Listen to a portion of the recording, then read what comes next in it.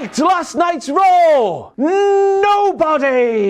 Unless, of course, you did enjoy last night's Raw, and if that is the case, good for you. Witches be wildin'. But normally the Raw after WrestleMania is WWE starting off their brand new football season. We're hitting the reset button in WWE, normally on the Raw after WrestleMania, but for some reason, that didn't happen this year. And that's because things like Charlotte Flair returning happened on last night's Raw, and Charlotte Flair, she's starting to feud up again that she was going to have a while ago with a person she's already beaten in the past. The Retribution lads. They're still a thing for some reason. More on that at the end of this video. You're not going to believe it if you haven't seen last night's Raw. Damian Priest is still going in his feud with The Miz and John Morrison, even though surely The Miz and John Morrison cannot come back after getting pinned by not a professional wrestler who could well be a professional wrestler. But still, he's not a professional wrestler, yet we're still going with Miz and Morrison against Damian Priest. Then we have Bray Wyatt going all the way back in time, so far back in time, after the utter nonsense we saw at WrestleMania. Alexa Bliss, you thought, hey, she's been freed from the Fiend, yet she is the Fiend but in a leather dress. And then it's WrestleMania Backlash, or whatever the piss in hell that pay-per-view name is. We're gonna see Bobby Lashley defending his title against Drew McIntyre in a flip reverse of the match we saw last year. I tell you, WWE, we are stuck in time. And not only are we stuck in time, but last night's Raw I thought was just absolutely terrible. Did no fans affect the Raw after WrestleMania? Of course it did. One of the best things about the Raw after WrestleMania is the pops from the crowd each and every year. But saying that, would a crowd have changed anything about last night? I just thought it was terrible. I just thought it was awful. So for one last time then, everybody, here are all the WTF moments from last night's Monday Night Raw. Hit the intro man. Thank you WWE for saving up an absolute whopper for this last show. Hit the intro.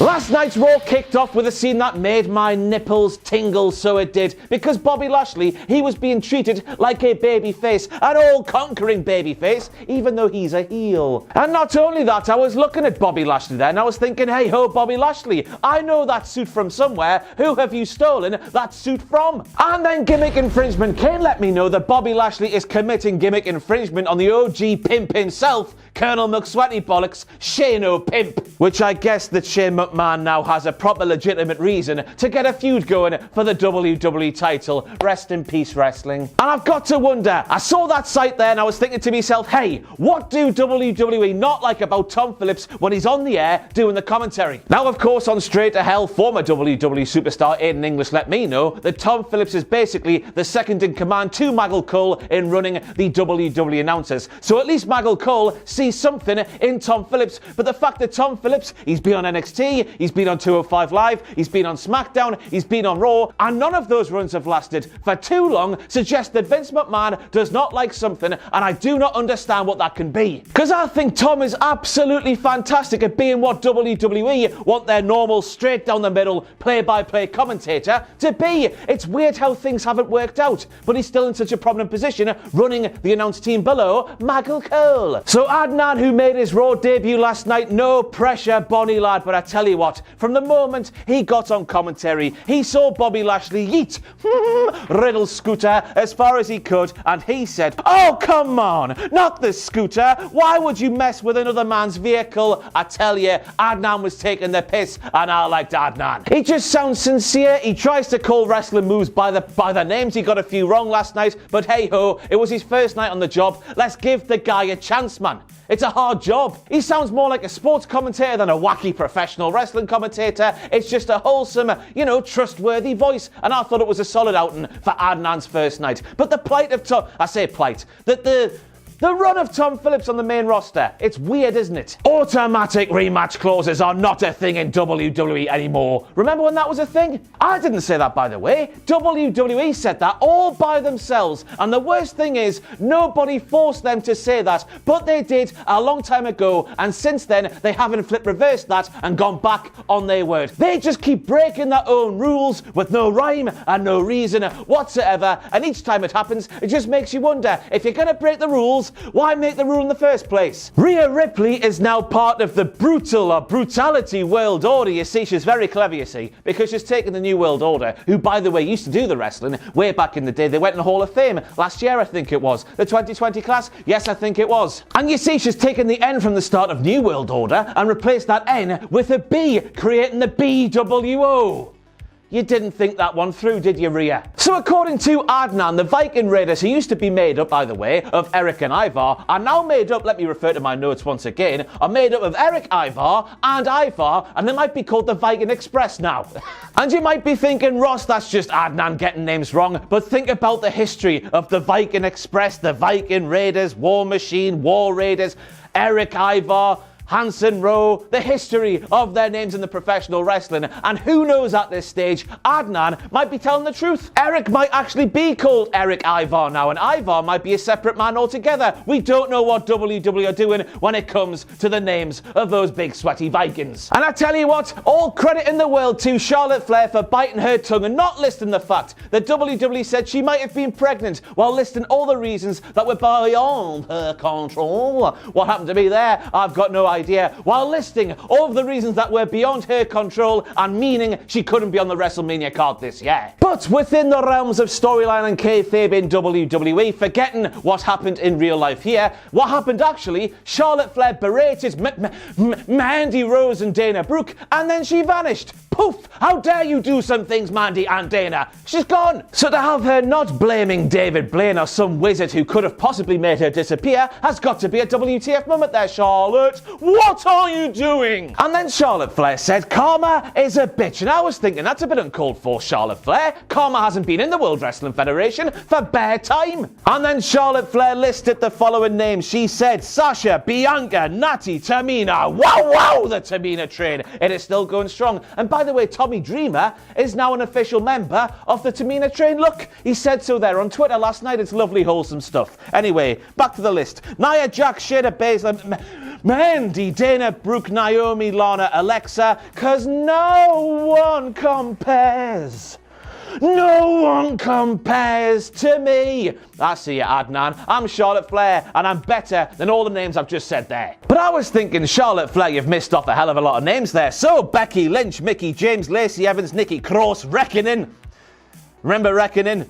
Bayley, Billie Kay, Carmella, Liv Morgan, Ruby Riott, Chelsea Green and Sonya Deville all must compare to you, since you didn't mention them in that promo last night, Charlotte Flair. And yes, I know that's a lot of names, and yes, I know I'm being a complete and utter human poo house by making this a WTF moment, but this is my job, to call out when Charlotte Flair doesn't do things quite right. But still, it's impressive that you remembered all the names you listed, but still up yours, Charlotte Flair. And then Charlotte Flair's not going to apologise for being that damn good. And even though she didn't say it like that damn good, cause I am the gamer. Gimmick infringement. Kane, who was over here, he still saw issue because that is Triple H's line. Whoa, the television was doing things when Shayna Baszler wasn't even pressing any buttons. Wow, that happens to everybody at home, doesn't it? Yeah. And then whoa, when Shayna Baszler finished watching her video, the official WWE Raw logo appeared, because that happens to everybody's television as soon as we stop watching the thing we are watching. A completely natural scenario played out right there. It just makes you wonder why WWE always do stuff like this when it's clear to see what is happening isn't actually what's happening, if you know what I'm saying. You do, don't you? Please say you do. So Alexa Bliss, she learned spooky bollocks from The Fiend and then realised she didn't need The Fiend, therefore that explains why she cost The Fiend the match at WrestleMania 37. Still though, Alexa Bliss, that doesn't explain why the ink was appearing from your tête, which is French for head, and it still doesn't explain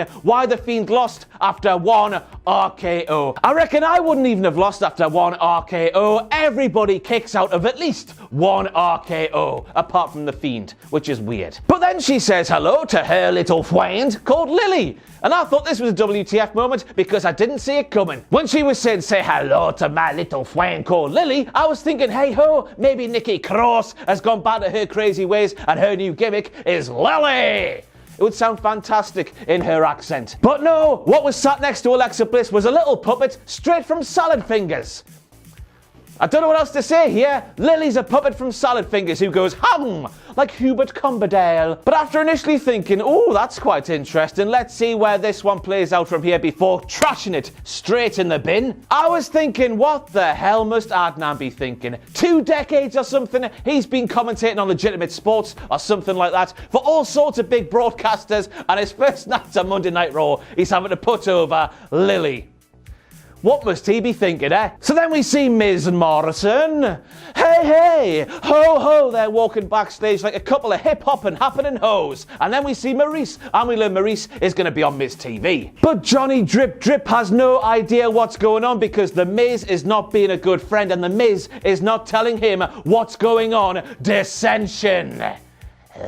And then we get to the entrances for that Miz TV segment and we hear Maurice's music. Maurice walks out on the stage and Adnan, bless his cotton socks, he says, oh wow, what a surprise. It's Maurice. Honestly, it was like it's Christian, back from the ECW days. Adnan, be excited, man. Maurice is good. Be excited. She's on Miz and... what's it called? No. She's on Miz and Mrs. Man. That's a show that everybody watches. That's a proper superstar, man. A step above all the professional wrestlers who claim to be superstars. She's an actual superstar. Be excited. Oh, it's Maurice. What a surprise. Poor.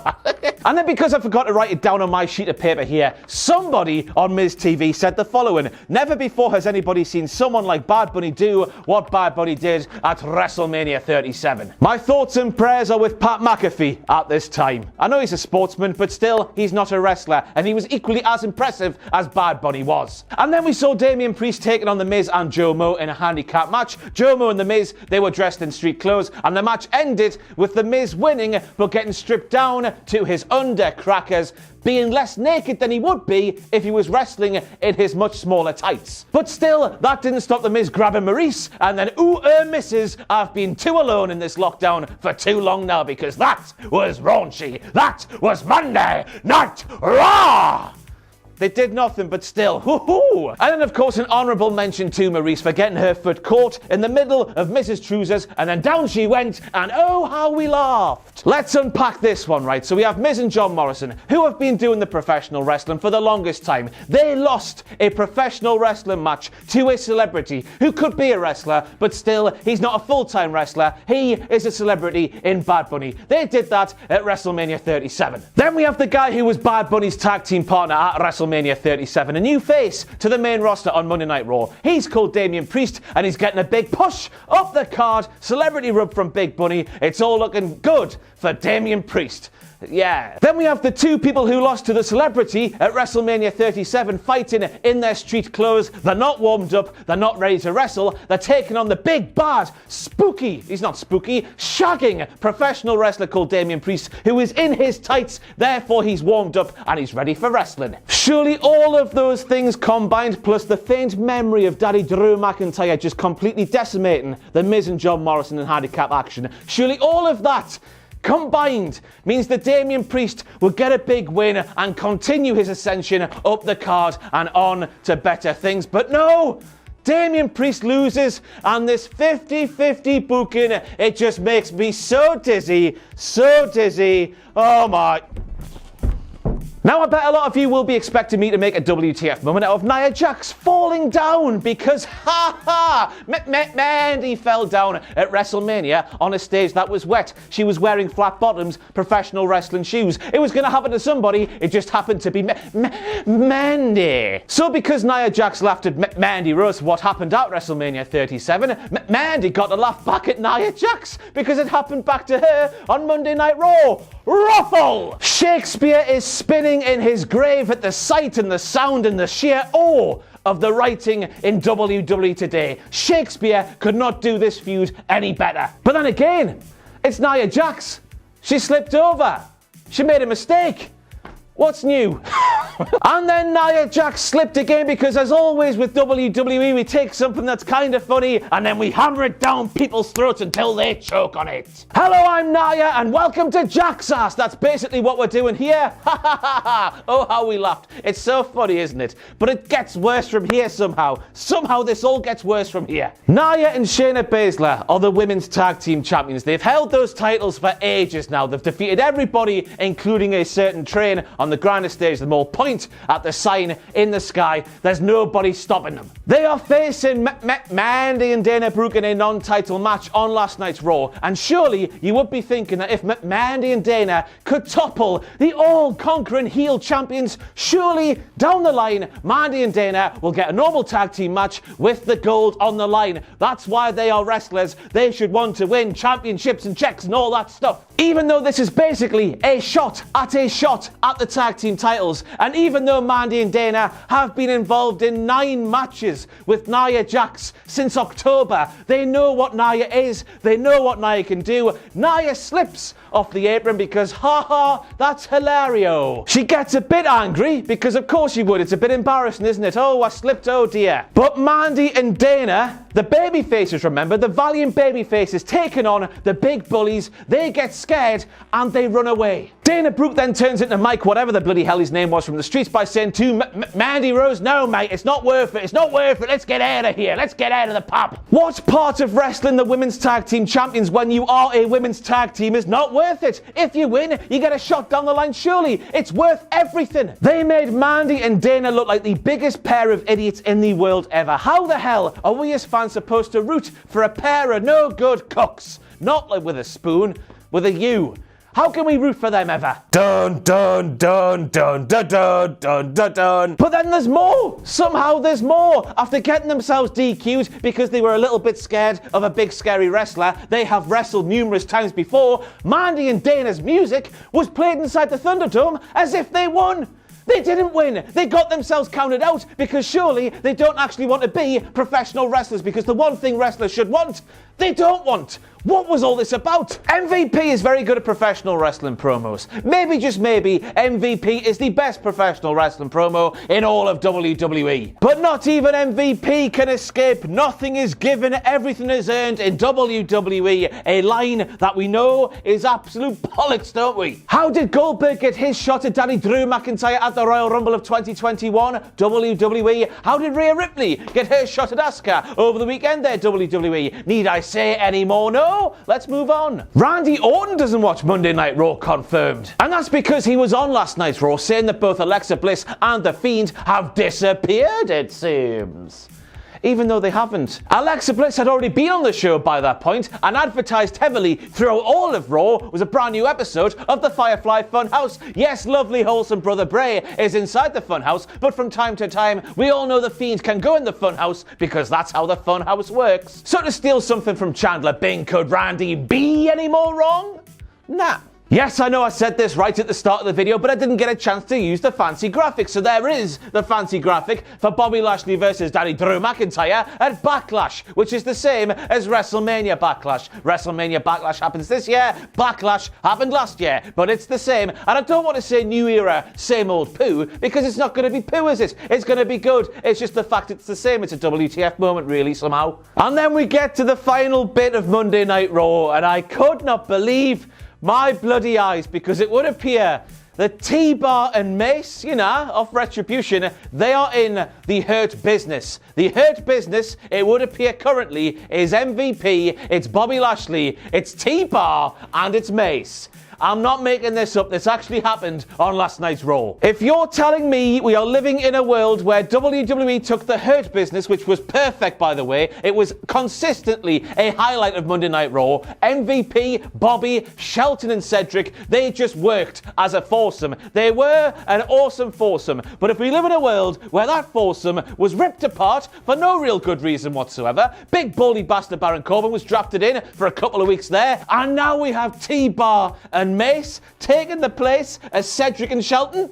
It's a world I want to get off, so I'll see you later. I'm not really going to get off, there's more to speak about here. It's literally like saying, yes, my car works fine when I put petrol in the hole where the petrol goes. But you know what? I don't like drinking petrol. I prefer drinking umbongo. So since I prefer drinking umbongo, I'll put umbongo in my fully functioning car and expect my car to work better. It's not going to work better when you put umbongo in, man. T-Bar and Mace, they are umbongo. It just makes no sense, but then you remember when the Hurt Business were flying, who were they beating each and every week just about?